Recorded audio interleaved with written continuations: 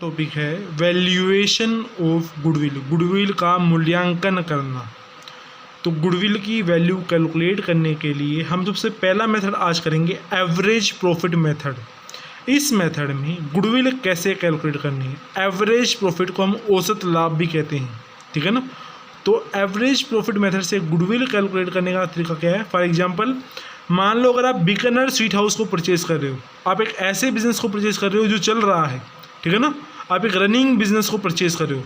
जब आप एक रनिंग बिजनेस को परचेज करोगे तो उस बिज़नेस की कुछ ना कुछ गुडविल होगी, तो उस गुडविल की कुछ ना कुछ वैल्यू होगी, उस वैल्यू को भी आपको पे करना पड़ेगा। तो वो वैल्यू कैलकुलेट कैसे करोगे, उस वैल्यू को कैलकुलेट करने का सबसे पहला मेथड क्या है, एवरेज प्रॉफिट मेथड। इस मेथड के अनुसार जब आप एक रनिंग बिजनेस को परचेज करते हो तो आप ये देखोगे उस बिजनेस को पिछले कुछ सालों में कितने प्रॉफिट हो रहे हैं लगातार, ठीक है ना। आप पिछले कुछ सालों के प्रॉफिट को मेज़र करोगे और उसका एवरेज निकालोगे। हम ऐसा क्यों कर रहे हैं, जब आप एक रनिंग बिजनेस को परचेज करते हो तो आप गुडविल कैलकुलेट करने के लिए सबसे पहले देखोगे उस बिज़नेस को पिछले कुछ सालों से कितने प्रॉफिट हो रहे हैं, और उन प्रॉफिट का हम क्या कर लेंगे, एवरेज निकाल लेंगे। और एवरेज निकाल कर हमें क्या पता लगेगा, एवरेज प्रॉफिट का पता लगेगा कि उस बिज़नेस को एवरेज प्रॉफिट रेगुलरली कितने हो रहे हैं, सामान्य रूप से उसको कितने औसत लाभ हो रहे हैं। तो एवरेज प्रॉफिट कैलकुलेट करने का जो फार्मूला है वो क्या हुआ, पिछले कुछ सालों के प्रॉफिट, टोटल प्रॉफिट हो गया, अपॉन में नंबर ऑफ ईयर्स, कितने साल के हमने प्रॉफिट लिए हैं। मान लो मैं आपको सीधा क्वेश्चन से क्लियर करता हूँ। यहाँ पे क्वेश्चन में दे रखा है calculate goodwill on the basis of 2 year purchase of average profit of last 6 year. आपने गुडविल कैलकुलेट करनी है 2 year purchase of average profit of last 6 year. अभी आपको सिर्फ इतना समझना कि एवरेज प्रॉफिट कितना लेना है, 6 सालों का।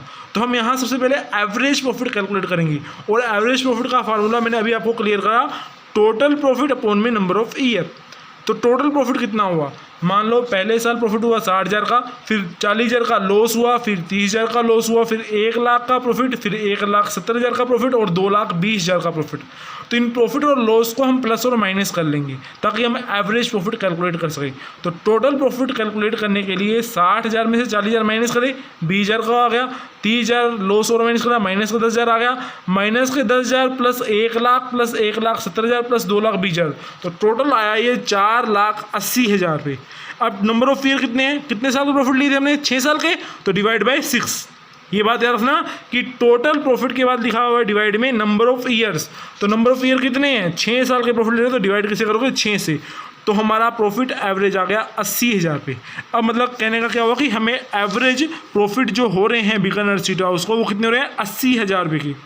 अब ये प्रॉफिट जो एवरेज हो रहे हैं बीकानेर स्वीट हाउस को, अगर हम इस बिज़नेस को खरीद लेते हैं तो उसके बाद भी कुछ सालों तक ये प्रॉफिट मिलते रहेंगे, हमें ये प्रॉफिट हमें प्राप्त होते रहेंगे विदाउट हमारी कुछ मेहनत किए। मैं क्लियर कर दूं एक बार दोबारा, अगर आप किसी रनिंग बिजनेस को खरीदते हो और उस बिज़नेस को एवरेज प्रॉफिट हो रहे हैं 80,000 रुपये के हर साल, तो अगर आप जब उस बिज़नेस को खरीद भी लोगे उसके बाद भी कुछ सालों तक आपकी मेहनत किए बगैर उस बिज़नेस को प्रॉफिट होते रहेंगे। क्यों, क्योंकि उसके नाम से उसको प्रॉफिट हो रहे हैं। क्लियर है, सिर्फ बीकानेर स्वीट हाउस के नाम से लोग उसका सामान खरीदने के लिए आते हैं, ना कि उस कंपनी के मालिक के नाम से खरीदने के लिए आते हैं।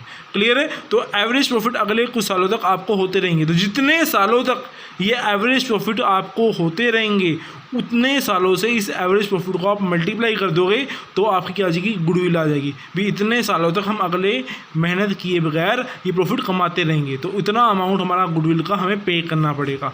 तो गुडविल निकालने का फार्मूला क्या हुआ, average profit into number of year purchase. तो एवरेज प्रॉफिट कितने हुए, 80,000 रुपये। तो नंबर ऑफ ईयर परचेज का मतलब यहाँ पे क्या है, अभी हमने लिखा नंबर ऑफ ईयर, यहाँ लिखा number of year purchase. Number of year purchase का मतलब यहाँ पे है कि अगले कुछ सालों तक जो प्रॉफिट होते रहेंगे वो कितने सालों तक होते रहेंगे प्रॉफिट, तो उन नंबर ऑफ ईयर्स को हमने लिखना है। यहाँ पे टोटल प्रॉफिट अपॉन में नंबर ऑफ ईयर वाला नंबर ऑफ ईयर नहीं लिखना। कौन सा नंबर ऑफ ईयर लिखना है कि जो एवरेज प्रॉफिट हमारी बिना मेहनत करे उस गुडविल के नाम से अगले कुछ सालों तक होते रहेंगे, उस नंबर ऑफ ईयर को हमने यहाँ पे लिखना है। क्लियर है? तो क्वेश्चन में आपको दिया होगा कि नंबर ऑफ ईयर परचेज कितने हैं, 2 ईयर परचेज, तो एवरेज प्रॉफिट को मल्टीप्लाई कर दोगे 2 से, तो 80,000 के प्रॉफिट थे इंटू 2, तो कितना आ गया गुडविल, 1,60,000। तो ये हमारा फर्स्ट मेथड है एवरेज प्रॉफिट मेथड। क्लियर है आपको?